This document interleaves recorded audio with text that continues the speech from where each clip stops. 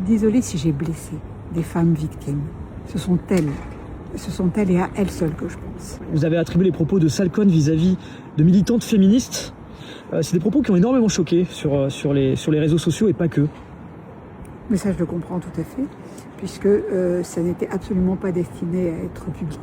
Je suis montée dans la loge d'un ami, parce qu'il avait peur, je pense qu'on l'entend dans les propos. Donc j'étais avec ma fille et il était avec 2 amis. Donc c'était à destination de 4 personnes, exactement. Et quand il m'a dit j'ai peur, effectivement, je me suis fâchée. J'ai dit maintenant, on va t'aider. Donc avec d'une manière très directe. Je n'aurais certainement pas employé ces termes-là en public, mais ça n'était destiné qu'à 4 personnes. Et je n'ai pas vu qu'il y avait quelqu'un derrière moi qui filmait. Est-ce que vous regrettez d'avoir tenu ces propos? Je ne peux pas regretter de parler. Je ne peux pas regretter. Je suis effectivement l'épouse du président de la République, mais je suis aussi avant tout moi-même. Et quand je suis dans le privé, effectivement, je peux me lâcher de manière qui n'est absolument pas adéquate.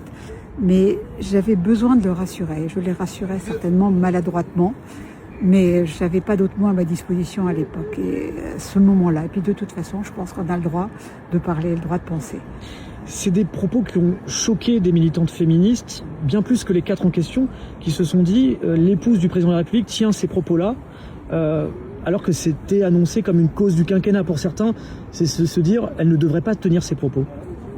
C'est pas l'épouse du président de la République, je le répète, c'est Brigitte. Je ne suis pas tout le temps l'épouse du président de la République. J'ai aussi une vie privée. Et à ce moment était un moment privé. Je suis désolée si j'ai blessé des femmes victimes. Ce sont elles et à elles seules que je pense. Certainement.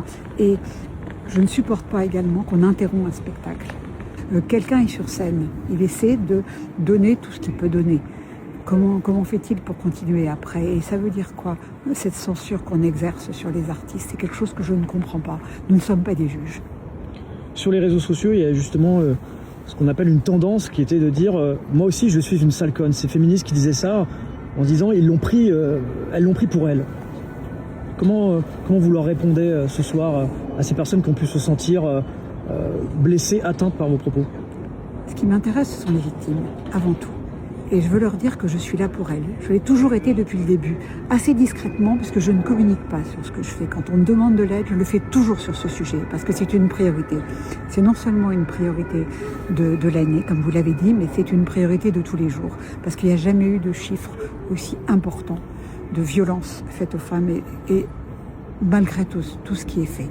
Donc je suis là pour les aider avant. De quelle façon? Elles ne m'entendent pas assez. Pourquoi? Parce que je me prononce énormément contre le harcèlement. Mon combat numéro 1, depuis 8 ans et demi, c'est le harcèlement. C'est aussi, je suis auprès des adolescents, des enfants hospitalisés ou en souffrance. Donc je ne veux pas trop communiquer sur des messages très divers parce que ça va perturber, ça va troubler.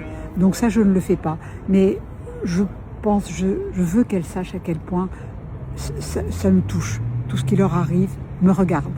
Et si je peux les aider, je le ferai toujours. Mais je ne dirai pas forcément ce que je fais. Il y a une certaine forme de discrétion dans vos engagements par rapport à ça? Je le sens comme ça, oui, je préfère. Mais je veux qu'elles sachent que je suis là. Et je ne voulais surtout pas les blesser. Ce sont elles qui m'importent. Et aussi tous ceux qui les aident. Mais tous ceux qui les aident à se reconstruire.